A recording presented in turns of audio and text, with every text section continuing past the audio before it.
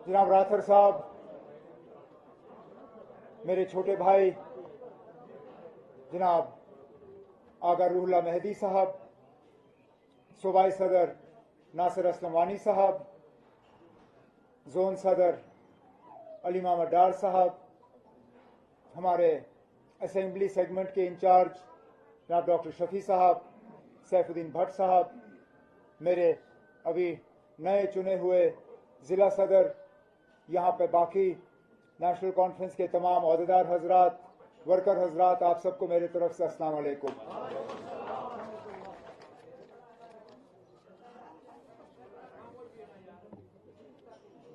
नमाज का वक्त है, रोजे चल रहे हैं, मैं ज्यादा वक्त आपका लूंगा नहीं।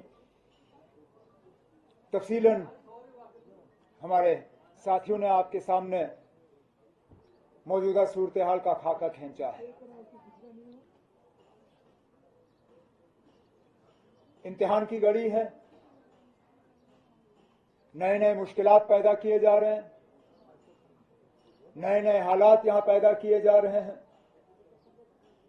तमाम सूरत हाल का निशाना अगर एक है, वो नेशनल कॉन्फ्रेंस का ये हल वाला झंडा, नेशनल कॉन्फ्रेंस के वर्कर और नेशनल कॉन्फ्रेंस की क़यादत।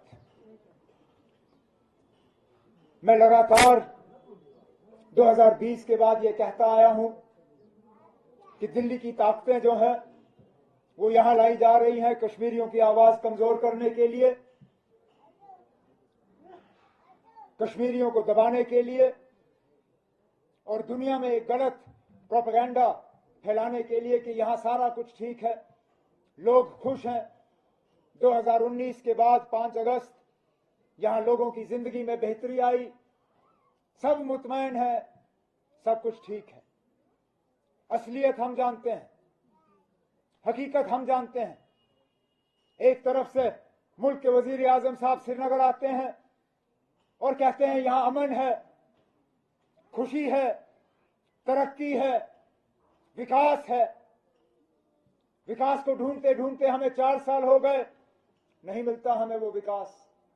इस मुल्क के कहां किस कोने में विकास साहब छुपे हुए हैं पता नहीं चलता, लेकिन जम्मू कश्मीर कम से कम अभी तक विकास नाम का कोई बंदा जो है हमें मिला नहीं।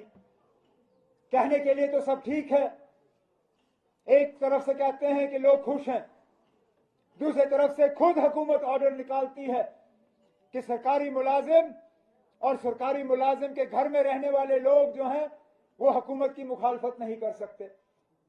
अरे नाब, अगर सब ठीक है, अगर सब खुश हैं तो मुखालफत तो होगी ही नहीं, ऑर्डर निकालने की क्या जरूरत।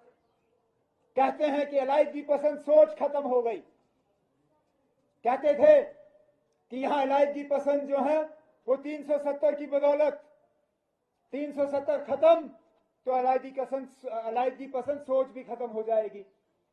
पिछले दिनों हमने अखबार में देखा, कितने अफसोस की बात है, अलायदगी पसंद लीडर जो करें वो करें, उनके बच्चों का क्या कसूर, उनके पोता पोती का क्या कसूर। बिल्कुल वही हालात जो नेशनल कॉन्फ्रेंस के वर्करों के साथ बंदूक के आने के बाद हुआ। नेशनल कॉन्फ्रेंस के वर्करों को पकड़ के उनको कहा जाता था अखबार में इश्तिहार निकालो, कहो कि हमें सियासत से कोई लेना देना नहीं है, हम नेशनल कॉन्फ्रेंस के साथ अपना रिश्ता जो है वो छोड़ते हैं। आज वही दौर दबा दूसरे तरफ से। आज अलायदगी पसंद लीडर जो कहें वो कहें, आज उनके बच्चों को, उनके घर वालों को बुला के कहा जाता है अखबार में इश्तिहार निकालो और ये कहो कि हमें अपने रिश्तेदारों से कोई लेना देना नहीं, उनकी सोच से कोई लेना देना नहीं, उनके इरादों से कोई लेना देना नहीं, हम इस मुल्क की सालमियत को जो है उसको बरकरार रखते हैं। अरे नाब, जो दिल से पक्का इस मुल्क का हिस्सेदार है उसको इश्तिहार निकालने की क्या जरूरत है। और जो दिल में है वो आप बदल नहीं सकते हो, जो दिल में है वो बदल नहीं सकते हो आप। जिन नेशनल कॉन्फ्रेंस के वर्करों ने उस वक्त इश्तिहार निकाले थे, क्या उन्होंने नेशनल कॉन्फ्रेंस सही मायने में छोड़ा था? अरे मैं जानता हूं, सुबह इश्तिहार निकलता था, शाम को मेरे पास आके मिलते थे, कहते थे ना मजबूर होके मैंने इश्तिहार निकाला, लेकिन दिल मेरा नेशनल ही है, मेरा दिल बदलेगा नहीं। अरे नाब, इश्तिहार निकालने से कोई नहीं बदलता, दिल जीतने होते हैं। मजबूर करके आप लोगों से इश्तिहार निकालोगे, दिल नहीं जीतोगे, आप उनको और ज्यादा दूर करोगे।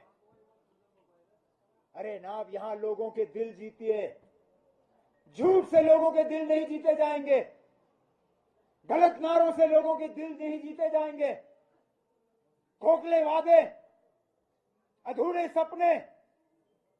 यहां के नौजवानों को कहा गया था कि उनके रोजगार में सिर्फ नेशनल कॉन्फ्रेंस वाले रुकावट हैं।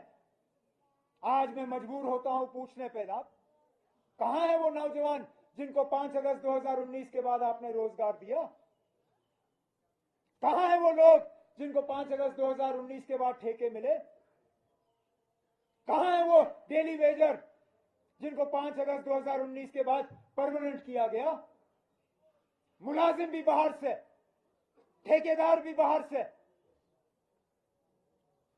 सारा हमारी कमाई जो है वो बाहर चली जाती है।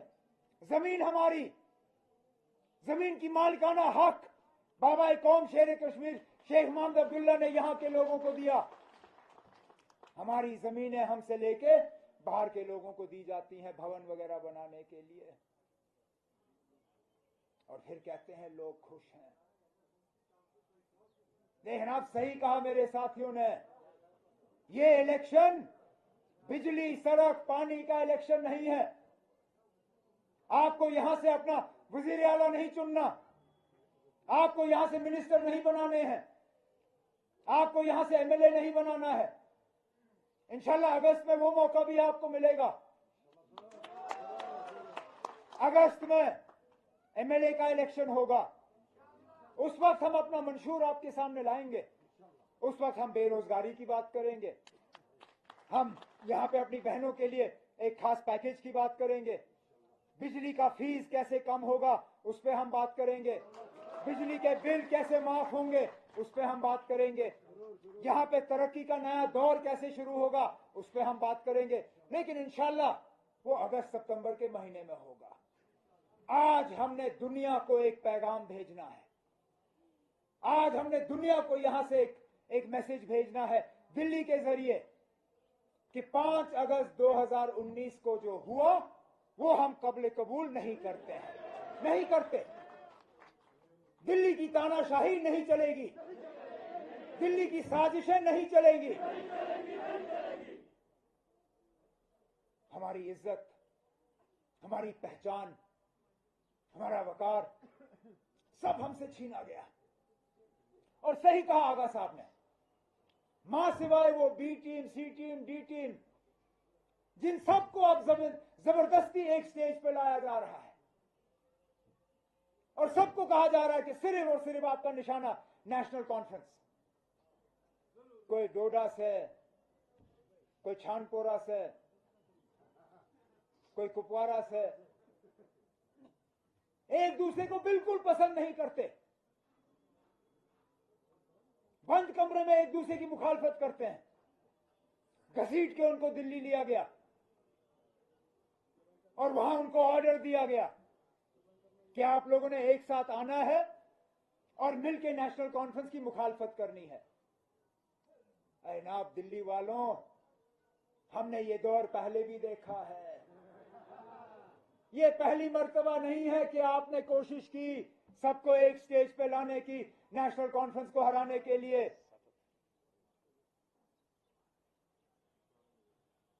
शेर कश्मीर के दौर में भी हमने ऐसा इलेक्शन